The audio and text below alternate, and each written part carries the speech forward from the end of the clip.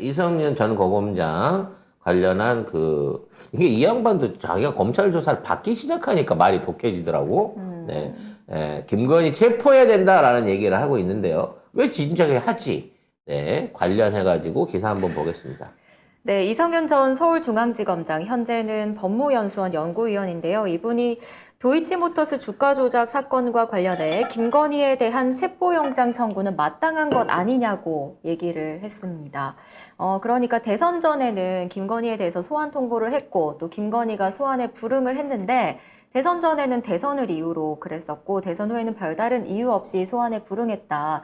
그런데 지위고하를 막론하고 누구든지 정당한 사유 없이 검찰 출석 요구에 불응한 사람이라면 원칙대로 체포영장을 청구하는 것이 마땅하다라고 얘기했습니다.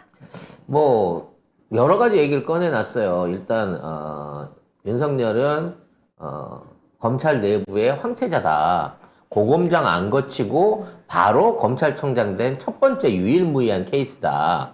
라는 부분에 대한 지적도 있었고요.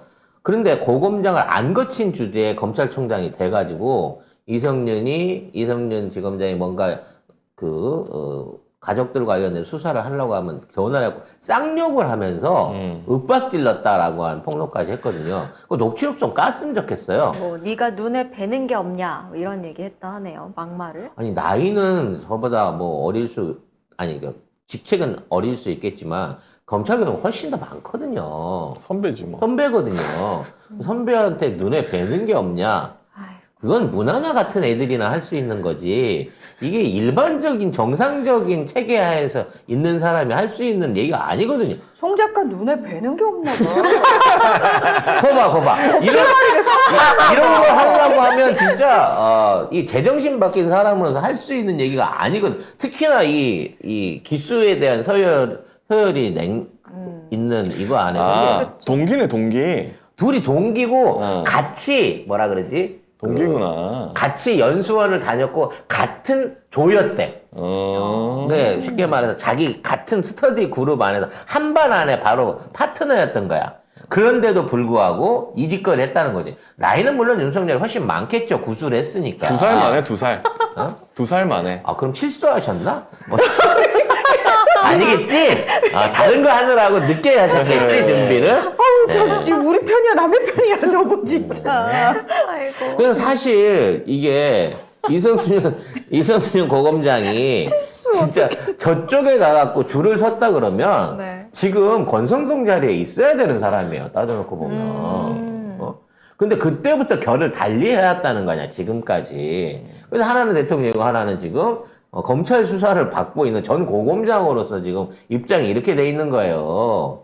할 얘기 많을 것 같아요. 이성윤 고검장도. 많겠지. 이런 부분을 이제 키워가지고 다음 정권 때 세워서 뭐 복수를 해야죠 이제. 그렇지. 이분한테 칼 맡겨주면 네. 내 생각에 에피소드 많이 알고 있을 것 같아. 연수원 때 에피소드라든지 검찰 내부에서 윤석열한테 있었던 뭐 술 먹고 사고 친 거부터 시작해가지고 여러 가지가 많을 것 같거든요. 그러니까 그분이 외부에서 청결하고 정갈하고 청렴한 사람을 들여보낼 필요가 없고 그 내부에 있는 사람한테 칼잡이를 시켜야 된다니까. 가장 그렇죠. 핍박받은 사람한테. 그렇지. 네.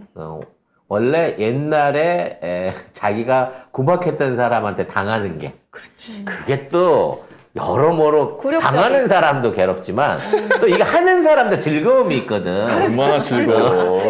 나한테 이런 기회가 오는구나. 야, 그래서 식칼 쓸고 큰 칼 쓰고 망나니 칼 쓰고 뭐 이렇게 할 수 있는 거잖아요. 네. 일단 먼저 때려놓고 그 다음에 정리를 좀 했으면 하는 마음입니다.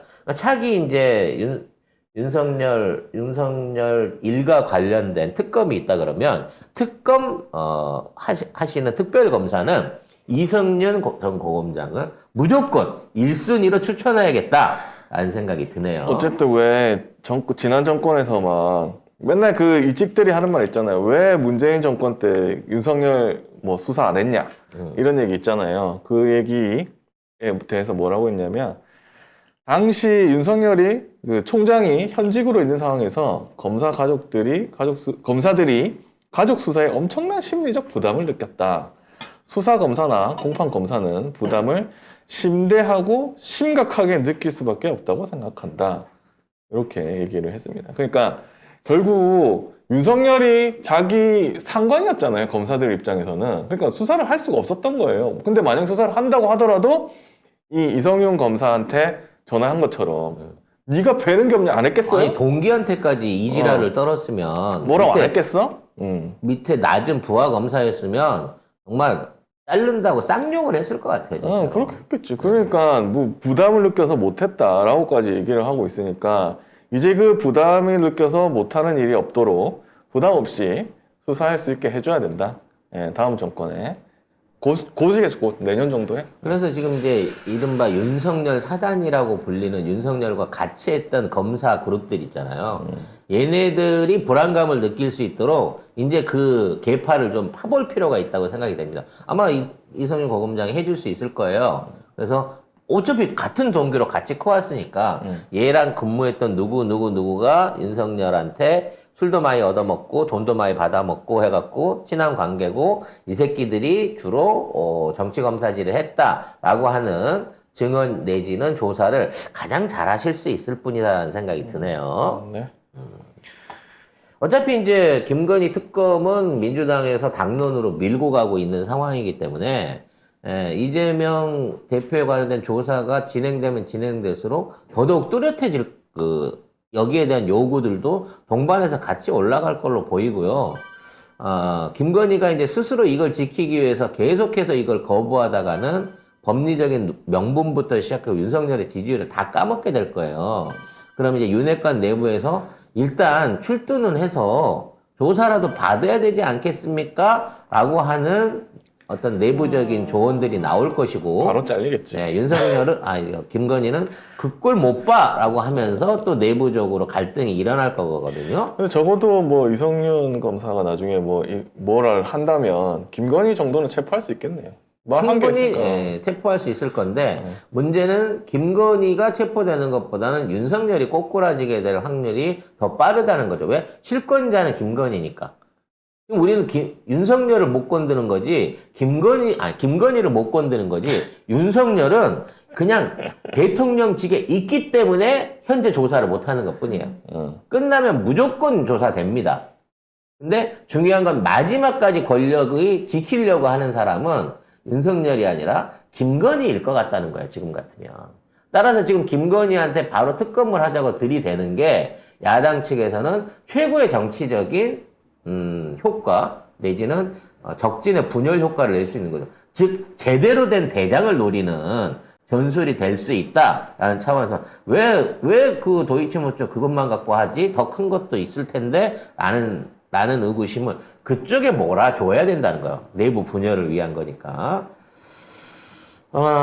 민주노총 얘기는 했으니까 그냥 넘어가도록 하고요. 근데 민주노총이 아마 요거 해가지고 아마 정권이 지금 뭐 윤미향 의원 뭐 보좌관도 뭐 난수표가 어쩌고저쩌고 뭐 이게 있거든요. 민주당까지 내가 볼 땐 옮겨갑니다 이거 100%. 네, 뭐 할 것 같아. 어찌 됐거나 간첩 조작하는 거 좋아요. 근데 요즘 간첩이 누가 옛날처럼 밤에 12시에 모수보 때리고 단파 라디오 가지고 북한 방송 들으면서 난수표 가지고 그거 합니까? 요즘은 그런 간첩들 없어요. 그리고 공작금이 안 내려오는데 지금 간첩해줄 시간이 어딨어. 한국당에서 먹고 살기도 힘든데. 이런 간접단 시도는 사실상 의미가 없는 짓거리들이에요. 근데 이걸 하는 이유는 뭐냐. 이게는 설날 차례상에 올리기 위해서 지금 이거 하고 있는 거란 말이에요. 예, 결과적으로 이것도 얼마 못 가서 약발이 빠질 거고. 근데 이게 마지막이거든요 사실. 간첩이 제일 마지막에 쓸 수 있는 이 정권의 그 카드예요.